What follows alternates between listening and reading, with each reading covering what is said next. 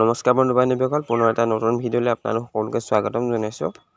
মোৰ স্বাস্থ্য ভাল হৈ নথকাৰ বাবে আপোনালোকক ভিডিঅ'বোৰ স্পষ্ট আৰু ক্লিয়াৰ কৰি দিব পৰা নাই, সেইবাবে মই ক্ষমা বিচাৰিছোঁ। গুৱাহাটী মিউনিচিপেল কৰ্প'ৰেশ্যনৰ ফালৰ পৰা GMC ফালৰ পৰা কেইবাটাও পোষ্ট ওলাইছে। 15টা এছিষ্টেণ্ট ছেনিটেৰী ইনস্পেক্টৰ পোষ্ট ওলাইছে। পোষ্টটোৰ নাম হ'ল এছিষ্টেণ্ট ছেনিটেৰী ইনস্পেক্টৰ। পোষ্ট ওলাইছে 15টা পোষ্ট ওলাইছে আৰু ৰেমিনেশ্যন বা চেলাৰীটো আপোনালোকক প্ৰতিমাহে দি থাকিব, 17,000 প্ৰতিমাহে দি থাকিব।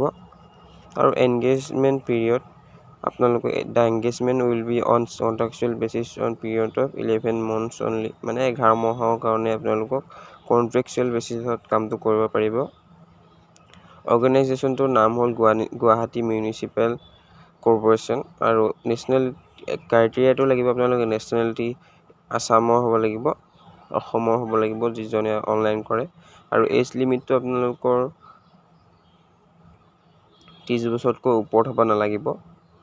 30 বছৰ আপোনালোকৰ মানে আপাৰ এজ লিমিট। আৰু এডুকেশ্যনেল কোৱালিফিকেশ্যন বা শৈক্ষিক অৰ্হতাটো লাগিব আপোনালোকৰ গ্ৰেজুৱেট পাছ কৰা হ'ব লাগিব, কেমেষ্ট্ৰি বা biology as one subject in intermediate বা ক্লাছ হায়াৰ ছেকেণ্ডেৰী লেভেলত। আৰু নহ'লে কেণ্ডিডেট মাষ্ট হেভ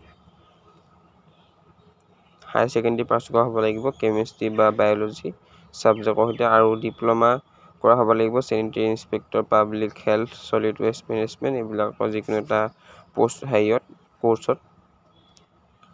আৰু কেনেকৈ এপ্লাই কৰিব আপোনালোকে এইটো পদৰ কাৰণে? আপোনালোকে candidate who fulfil the criteria need to drop the application of the drop box, office of the Guwahati municipal corporation, personal branch, 2nd floor, উজান বজাৰ, গুৱাহাটী 781001। মানে আপোনালোকে যিবিলাকে আপোনালোকৰ ক্ৰাইটেৰিয়াটো মিলে বা আপোনালোকে এপ্লাই কৰিব বিচাৰে সেইবিলাকৰ কাৰণে এইটো আপোনালোকৰ এড্ৰেছ দিয়া আছে।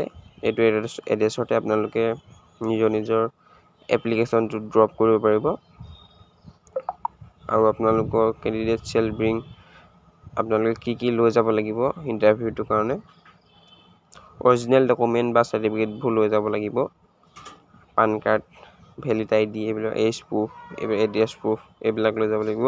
আৰু লাষ্ট ডেটটো থাকিব আপোনালোকৰ 14 নৱেম্বৰ 2024 পৰ্যন্ত। তাৰ আগতে অনলাইন কৰি ল'বা। আৰু লিংকটো যদি বিচাৰা তেনেহ'লে মোৰ ভিডিঅ'টোত থকা ডেছক্ৰিপশ্যনত পাবা। ধন্যবাদ। জয় আই অসম।